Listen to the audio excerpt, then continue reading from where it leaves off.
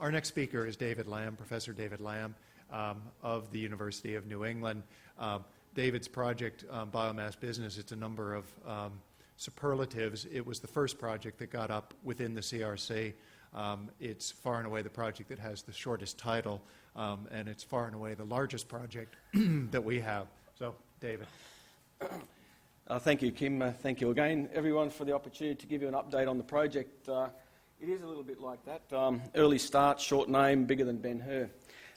We're very happy with the way the project's going in general, in summary. Certainly the many researchers and end users that are engaged in the project are having a ball, and we've not had any complaints yet. Look, just to give you a very quick recap, the whole concept of the Biomass Business project is to tackle a whole range of issues on quite a broad front. We can really only nibble at a couple of them, but at the end of the day, it's about demonstrating the potential value of geospatial information to the sector. At the end of the day, all aspects of a piece of farming country is associated with the business of farming. So biomass business effectively is because all biomass is business. Not only are we talking about crops and pastures and livestock that chew on the pastures, but we're also talking about remnant vegetation, woody weeds, you name it. Everything plays a role. The project, as of yesterday, when I met our last newcomer to the project, PhD student, is now running at 100%. It's taken us nearly 18 months to ramp up to 100%. We're working on three main fronts. The first one, water and fertiliser-use efficiency, which in crops, which is being led by Dr. John Stanley, who's here for the couple of days. So I hope you get a chance to meet John. Very energetic, comes from a cotton background. We've got a segment on pasture utilisation, which is driven in part by some of the new geospatial tracking technologies which are emerging for livestock tracking, and also tackling one of the big prickly issues about quantifying the forage assessment up in the Rangelands country of Australia. And the third component is looking at biomass and carbon-related issues in Farmscapes, where Farmscapes is effectively farming land, which encompasses both public and private land managers. Just a quick intro and update on the water and fertiliser use efficiency in crops activity. John Stanley's running that one, as I mentioned. Quite a team, predominantly Sundown and Twynham agriculture groups, and also Super Air, Dave Boundy. And we've got a PhD student, Michael Schaefer, who's just about to submit his PhD, if Alex Held can keep his hands off him long enough, on his project, which I'll summarise shortly. The whole attack angle with fertiliser and water use efficiency is to look at both measurements of biomass in crop and pastures and also measurement of water in the soil. That's a key component. I'm always interested in the current status of the SAR-related work on soil moisture sensing. We're really tackling soil moisture between about 20 centimetres depth down to a metre. Some real challenges in that, doing it remotely, but nonetheless, we hold hopes that one day there will be truly a remote sensing means of doing it. But we're focusing on the electromagnetic induction sensor, which I'll talk about shortly. But from the biomass measurement perspective, we've been focusing on active optical sensors, like you see here in the bottom left of the picture. These small handheld devices are commercially available, and effectively they irradiate the plant canopy with red near-infrared radiation in a pulse form, and there's synchronous detectors on board, these little gadgets, which allows you to actually filter out the active components. So you can use these things by day or by night, pretty well under any illumination conditions that you would experience in the field. They are LED based, which generally constrains them to being used close to the ground. For example, as you see, there's a small handheld unit worth a couple of $1,000s. So they're certainly finding, they're appearing on farms because they're relatively cheap, and farmers are trying to get the best out of them. 2 years ago in the CRC, we conducted the first ever trials of putting these sensors on the bottom of aircraft. Clearly with LED-based sensors, whilst you can actively measure reflectance, for example, the NDVI and the GO, you've got to fly pretty close to the ground. In the very early stage trials we did, we deployed these sensors at about 4 metres above the deck on low-flying aircraft, which happens to coincide with the altitude that most crop duster pilots fly at. And effectively flying backwards and forwards and stitching together these transects allows you to create effectively NDVI maps, not unlike that from remotely sensed data, i.e. from satellite or airborne imagery. And we did the stats, and there was no difference between them. And then in the late 2010, we ramped it up a little bit and built a much more powerful unit, which allowed us to deploy between 50 and 150 feet above ground. And the signal not only was sufficient to provide us with the maps, that's a comparison of 3 different altitudes, middle, mid, right and right, with an on-ground survey done on a motorbike with a traditional handheld unit. We needed to speed up the process a bit, so we did it on a motorbike. And there's no significant difference. Now, the beauty of the approach of this new sensor is that now you can start deploying these safely over undulating grounds and around structures like trees and so forth. So that's where we got up to pretty well about this time last year when I was reporting on the project. However, our partners have been pushing us to, well, this is really useful because we need to be able to measure this sort of these reflectance-based parameters on the field to correlate, for example, to nutrient requirements or dare I say it, to instantaneous biomass. But one of the other challenges that was put up to us was, well, okay, can you, if you're going to measure this thing on the go from an aircraft which ostensibly could be doing top dressing, why don't you top dress at the same time? Now, there are algorithms out there which have been designed around converting effectively NDVI values from handheld measurements to nitrogen requirements of the crop. Okay, so in theory you could then apply those same algorithms to controlling the fertiliser application out of an aircraft while you're collecting the data. But there are some enormous challenges around doing that. For a start, when we look at zoning up a paddock for nutrient management, we're zoning it up into regions based on the entire two-dimensional array of information we have underfoot. Now, you can't do that when you have an aircraft flying backwards and forwards collecting what is effectively a one-dimensional string of data. And at the same time, if you look in this that plot in the middle, the data's quite noisy. It's coming in. There's lots of variability in the canopy, and so it's very noisy. And if you do the maths on the sort of the noise that's coming in on the signal, that's enough to switch your algorithm from between 0 and 100% of a full application of nitrogen, and that's simply the noise in the signal. We've been working on a dynamic aerial survey algorithm. It's something I'd like to air today later in the GIS modelling workshop because we're after new ideas. But at the end of the day, what we've developed is a vector-based regression model with a radial basis function. It sounds impressive, but I really needed my statistician colleague to explain it to me.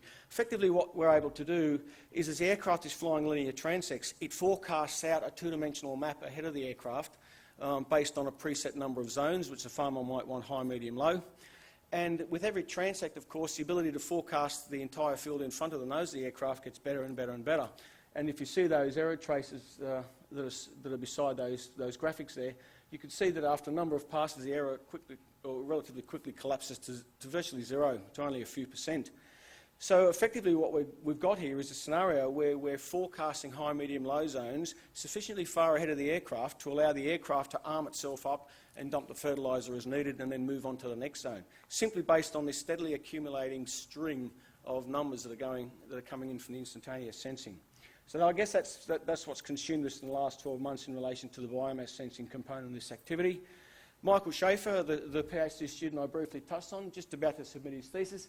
He's been working on effectively combining what would be more a typical sort of NDVI-based sensor, again active sensor using red NIR laser diodes, with proximity detection using position-sensitive detectors, with a view of getting effectively a three-dimensional NDVI from a crop. These two little graphs, which might be a little hard to see in the middle here, when you have a biomass quite high in a crop, the NDVI no longer responds to it because it saturates. However, the canopy volume or the canopy vertical dimensions continues to explain the variation in biomass beyond where the NDVI falls out. So combining those two components into what is effectively a 3D NDVI extends the dynamic range of that NDVI out into biomass ranges that typically would be out of reach. And that's been the angle of attack of his project. And we found some interesting results, some that we hope to find and some other unexpected issues, challenges that we need to deal with. On the soil moisture side, with John Stanley's component in this project, again I mentioned the EM38, the electromagnetic induction type sensor. It's a widely used device in agriculture, which is why we're sticking with it, because there are a lot of them out there on farms and within consultancy groups. And John's been working on this whole notion of quantifying moisture in the soil. Now, we've heard of, for example, the meteorological impacts of that in the earlier presentation. From a farming perspective, soil moisture and knowing how much it varies and where it's varying is important for a number of reasons. From an agronomic perspective, knowing when to sow, when to apply fertiliser, when to work the soil. From a business perspective, and let's face it, working with these corporate farmers, they do have a very strong business drive in this. It's about forecasting yield. If you know how much moisture you have in the soil at certain key stages of development, you can more accurately forecast yield. And knowing how much yield has a whole range of corporate business-related impacts in terms of trading and so forth. And that's really what's driving this component. But the benefit of the co-benefit of this is in the agronomic management value that you get out of knowing your moisture in the soil. And so John's been doing a lot of work on site-specific calibrators and is finding some reasonably robust relationships which should hopefully make the approach a little simpler in the following years. Dan Rigney, an honours student who's just graduated at the end of last year with his rural science honours degree, has been nibbling at combining the sort of data that John's been able to generate with his EM induction sensors and the biomass data that we can get from our active sensors into effectively measuring and mapping the water use efficiency in terms of how much biomass you produce per effectively amount of water that you consume from within the soil. And, you know, maps like this, which look pretty, but there's a lot of assumptions going in it. So every day is one less assumption we have to put in it because we're learning the hard yards. That's the sort of thing that our growers are interested in too, just how effectively those crops are utilising the water and what can you do to improve that. The second activity, which is split in two, is around the tools for improving pasture utilisation. You know, since I presented this time last year, it hasn't changed much. About 20% is the average pasture utilisation on an Australian farm. Mark Trotter has been leading that activity with quite a whole range of interests from various stakeholders in the project, and I think what's driven it, it's become the tail that's sort of wagging the dog. Since this project started, there's been the emergence of this sort of low-cost ear tag tracking technologies for cows. Now, these are $800 assets, these cows, and to be able to track them with a $20 investment per head remotely is potentially very valuable. And since we started this project, we've been running a spatially-enabled livestock management symposium on behalf of the CRC. And in the first year, 2 years ago, we ran it, we had 25 attendees. Last year in the Gold Coast, when we ran it, we had 85.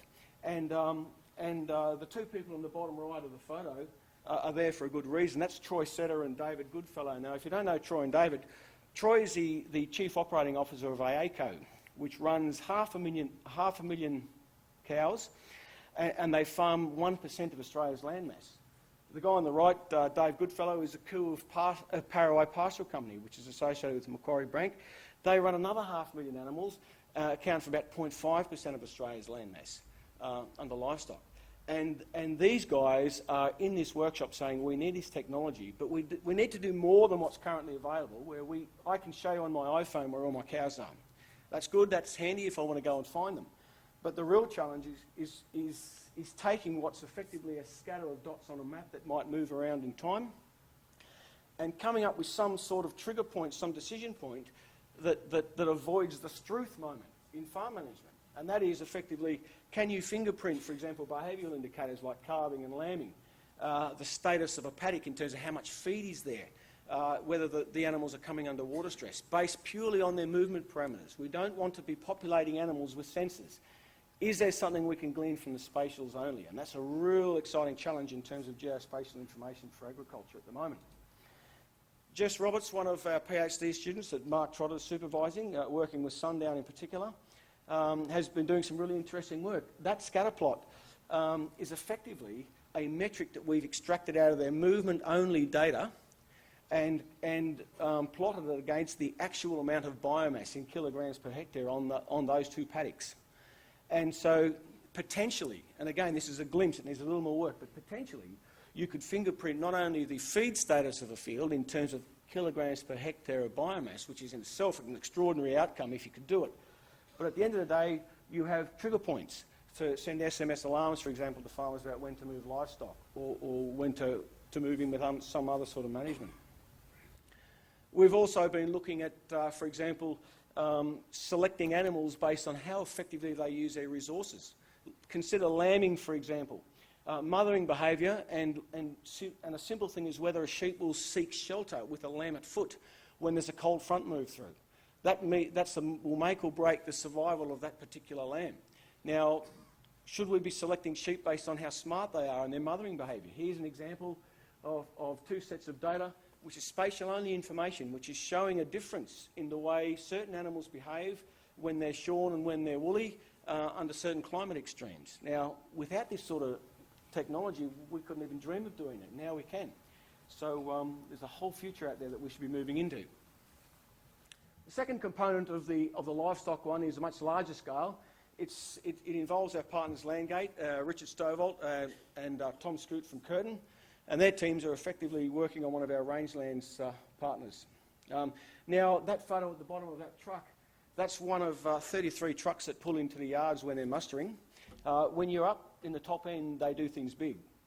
Now, the whole challenge that we've been asked to deal with is to come up with a tool to allow these large pastoral companies to estimate how much forage they've got on their station. They only muster once a year.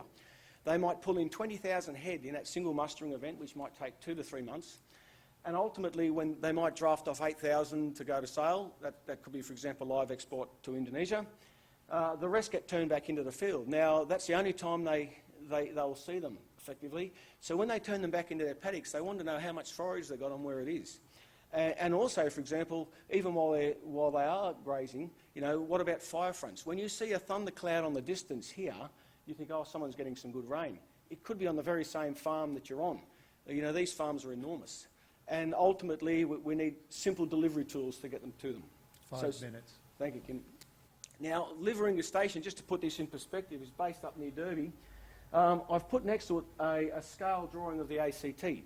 So that's how big Liveringa Station is. So when you're talking about these pastoral companies like AACO and Paraway, with 15 of these stations, you can now see why they're farming 1% of Australia's landmass.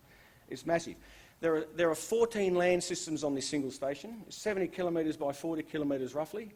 And Charity Mundava, our PhD student based at Curtin with Tom and Richard and the Landgate team, has been tasked to look at this remote sensing-based challenge of estimating forage in a very diverse landscape. And there's a whole range of tools that they're looking at, based predominantly initially around the MODIS-type product, the twice-daily overflight data that comes in. And there's some very encouraging results. And because Charity's just started, I think it's fair that I'll let her report on this time next year. But nonetheless, when you're surveying out there, it's hard work. We've done 4 samples now at various stages of the wet and dry season. Okay, the third and final activity is a high-definition biomass carbon inventories in Farmscapes. Now, this has enormous overlap with some of the information we've already heard this morning from the Woody Veg team, and we're certainly very keen to come down to Melbourne and spend a little bit of time and exchange some experiences. This is led by Brian Wilson from New South Wales Environment and Heritage, Kerry Mengerson and Peter Grace from QUT. And at the end of the day, what they're after is to look at tools that can be used to quantify not only the above-ground biomass, and now we're down to talking about individual trees. Trees do matter, individual trees at a farm scale. Tools to quantify biomass and obviously link that to, for example, soil carbon.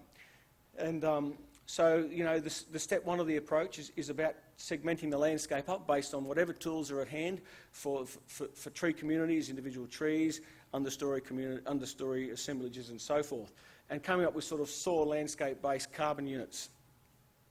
And we've got 3 PhD students. The last one arrived this week. Welcome, Angelica, if you're in the audience. But we have Neve Verma at UNE, Ben Fitzpatrick and Angelica both at QUT. So ultimately, this project component is in the very early stages, only literally months into it. So really what we've done at the moment is we've got our test landscape, which is a new home farm. It's about 1,000 acres of farming country, which ranges from open grazing land through to dense woody communities. And we've got our 10 centimetre multispectral data, so we've collected a lot of data. We've completed about 200 survey points worth of diameter, breast height, tree canopy, community assessments and the whole deal. So we'll spend the next 3 years on these various PhDs looking at different angles of drawing it together and getting some numbers out in relation to biomass and carbon. And I think as we go, the convergence between our project and 207, for example, will form and establish. And of course, there's another new kid on the block. When we started this project 2 years ago, we didn't have low-cost ear-tag tracking devices. And of course, now we've got the NBN, the National Broadband Network. And I think that this offers an enormous opportunity for us in our project, but also wider CRC, with the ability to transport lots of data from source through to process, from process through to evaluator, from evaluator through to end user. The NBN, I think, is going to close that perfect storm link between the various stages of farming, precision ag as we call it, and the end user. And we were fortunate last year when the Prime Minister came to Armidale and pushed the big green button to launch the NBN, and we were certainly there on behalf of the CRC and the smart farming concept. Smart means something: sustainable, manageable and accessible rural technologies for farmers. We pushed that message very hard. In fact, we got a bit of time with the PM. That's my cameo shot. At the end of the day, they are committed to the NBN in rural Australia, but I think it's not lost on them that a lot of people have missed the point. NBN can be more to rural Australia than just fast games for kids. That can make a huge difference to the business and lifestyle of farming. And so I got my cameo shot. The trouble with any form of TV appearance is that you can never quite truly choreograph kids and animals. And my wife pointed out to me that my career might be shorter ahead of me than I expected. So I didn't twig that, but someone from the Age snapped that photo. Thank you very much. Thanks, Kim. Thank you very much, David.